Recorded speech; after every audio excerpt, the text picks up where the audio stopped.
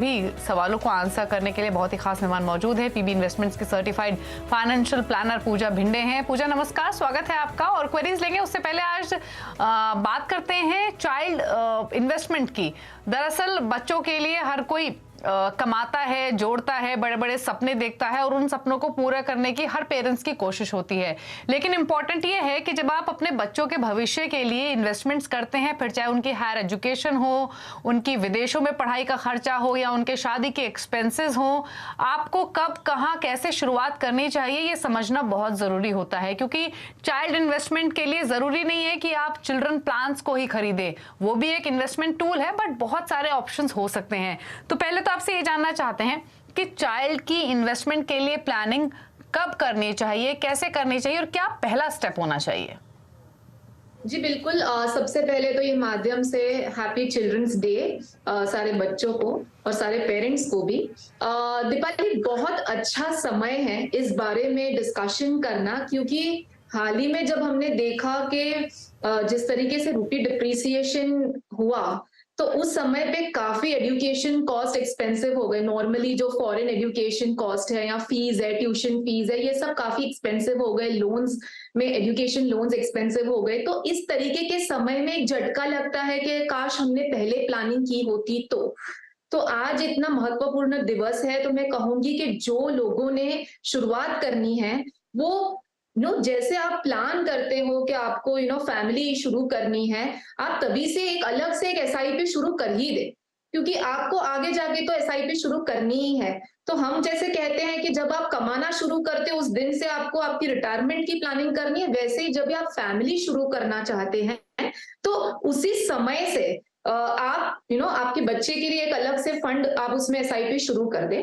तो उससे आपको क्या होगा, 15 से 20 साल बाद जब बच्चा बड़ा होगा तो हायर एजुकेशन कॉस्ट, जैसे आपने राइटली मेंशन किया दीपाली, इन्फ्लेशन, महंगाई जैसे हम करंटली भी देख रहे हैं काफी बढ़ रही है। पोस्ट कोविड एजुकेशन इन्फ्लेशन में भी काफी बढ़ोतरी देखने को मिली है। तो इस तरीके के इवेंट्स होते रहेंगे। सो प्लानिंग अगर ठीक से होगी, समय पे होगी, वेल इन एडवांस होगी, तो हमें कोई दिक्कत नहीं आएगी, क्योंकि हमने पहले से ही प्लान कर रखा है।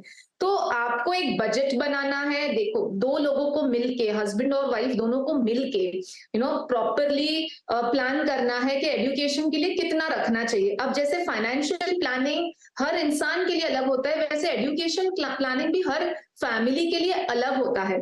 पहले के जमाने में ऐसा होता था कि लोग मैरिज पे ज्यादा खर्च करते थे बच्चों की, और पढ़ाई पे ज्यादा ध्यान नहीं देते थे।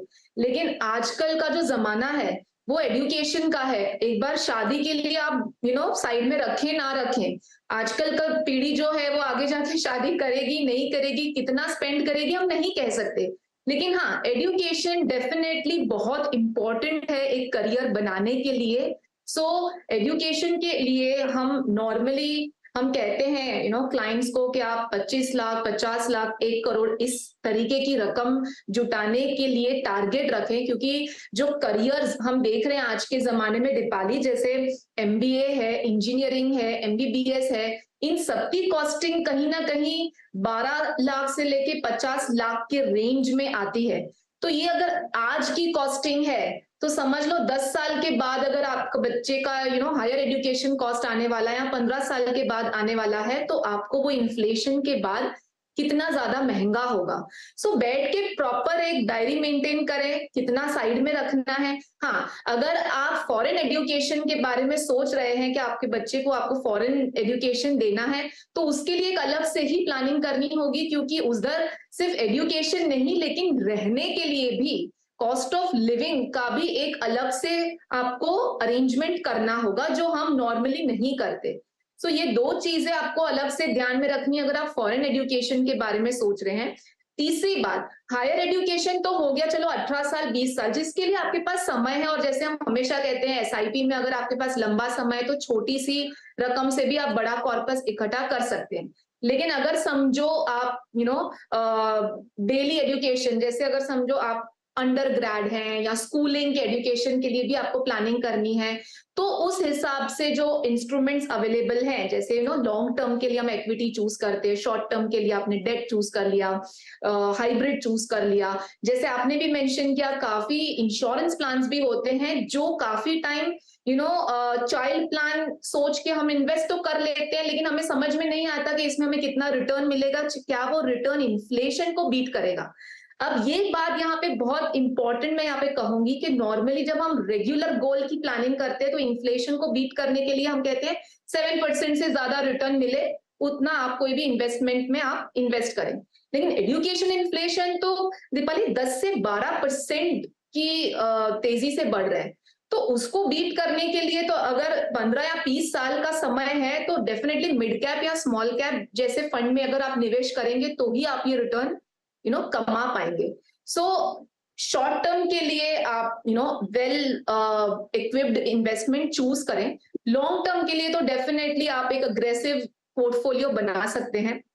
और एक बहुत महत्वपूर्ण बात यहाँ पे एक और चीज कहूंगी, आप बच्चों की प्लानिंग कर रहे हैं, बच्चे जब बड़े होंगे उनके एजुकेशन का जो पूरा खर्चा होगा वो स्ट्रेस फ्री हो जाए, उसके लिए आप खुद आपकी लाइफ इंश्योरेंस एक टर्म प्लान लेना जरूरी है। आपकी और आपकी वाइफ की, दो कमाने वाले लोग हैं तो उनकी टर्म इंश्योरेंस लेना जरूरी है कि खुदा ना खास्ता अगर पेरेंट को कुछ हो जाता है तो पूरी एजुकेशन प्लानिंग टॉस पे चली जाती है, क्योंकि आपने एसआईपी कर रखी है, आपने शॉर्ट टर्म के लिए इन्वेस्टमेंट कर रखा है, आपने समझो सुकन्या समृद्धि जैसा इन्वेस्टमेंट ले रखा है, लेकिन अगर पेरेंट ही नहीं है तो कैसे होगी। तो टर्म इंश्योरेंस तो डेफिनेटली एक प्रायोरिटी बेसिस पे लें अगर आप फैमिली शुरू करने का सोच रहे हैं।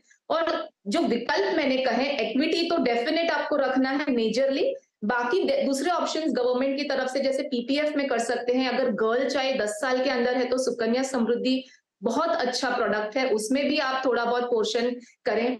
मैं हमेशा कहती हूँ गोल्ड में भी आप थोड़ा बहुत इन्वेस्ट कर सकते हैं। एसेट अलोकेशन को ध्यान में रखते हुए प्रॉपर चाइल्ड प्लानिंग करें। जैसे इस तरीके का आप एक हैबिट कर सकते हैं कि हर साल बच्चे के बर्थडे पे आप थोड़ा बहुत गोल्ड में निवेश कर सकते हैं, चाहे गोल्ड ईटीएफ के माध्यम से हो, चाहे एसजीबी के माध्यम से। तो डाइवर्सिफाई करके पोर्टफोलियो प्रॉपर एक फाइनेंशियल प्लानर के साथ बैठ के बनाएं। जैसे रिटायरमेंट हम कहते हैं बहुत इंपॉर्टेंट है, वैसे चाइल्ड एजुकेशन को मैं इंपॉर्टेंट इक्वल प्रायोरिटी दूंगी। चाइल्ड मैरिज के ऊपर चाइल्ड एजुकेशन को इंपॉर्टेंट प्रायोरिटी दूंगी। तो डेफिनेटली आपको 15 साल चाहिए इस तरीके के पोर्टफोलियो को क्रिएट करने के लिए। जी ओके, चलिए, तो ये आपको